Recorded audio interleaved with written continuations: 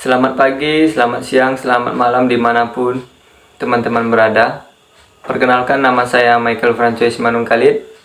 Saya dari Universitas Abdurrahman, program studi S1 Psikologi.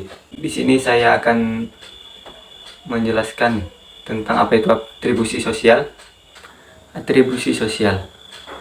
Atribusi sosial adalah proses menyimpulkan informasi mengenai penyebab peristiwa dan perilaku dalam kehidupan nyata. Atribusi merupakan sesuatu yang kita semua dapat lakukan setiap hari tanpa adanya kesadaran dalam diri kita. Atribusi sosial. Atribusi sosial ini sendiri memiliki beberapa teori. Contohnya, teori oleh Fritz Heider pada tahun 1958. Heider mengeksplorasikan sifat hubungan internasional dan menganut konsep apa yang disebut itu akal sehat dan psikologi naif. Dalam teorinya, ia percaya bahwa orang mengamati, menganalisis, dan menjelaskan perilaku seseorang dengan ekspansi dan penjelasan tertentu. Heider mengelompokkan penjelasan menjadi dua kategori, yaitu atribusi internal dan eksternal. Teori Heider mengelompokkan penjelasan menjadi dua kategori. Yang pertama, atribusi internal pribadi, dan eksternal yaitu situasional.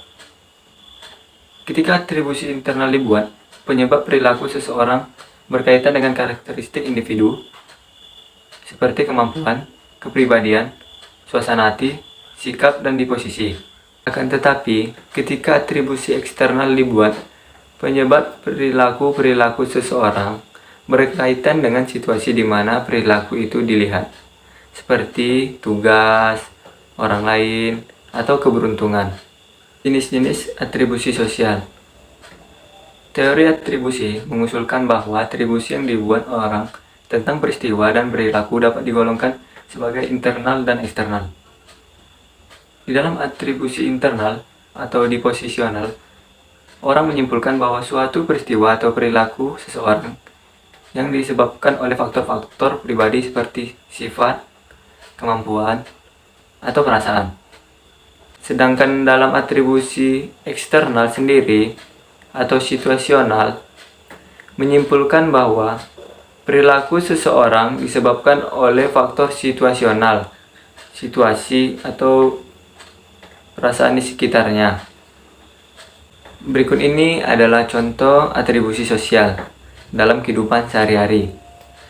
Yang pertama, ketika kita mendapatkan nilai yang buruk dalam ujian, faktor internalnya atau faktor atribusi internalnya adalah kita kurang konsentrasi dalam belajar.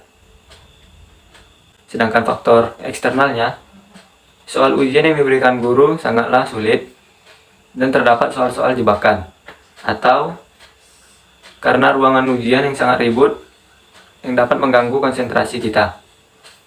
Contoh atribusi yang kedua, yaitu ketika kita melihat teman kita mengendarai sepeda dan tiba-tiba ia terjatuh, faktor atribusi internalnya ialah ia kurang berhati-hati atau kurang fokus dalam mengendarai sepeda tersebut.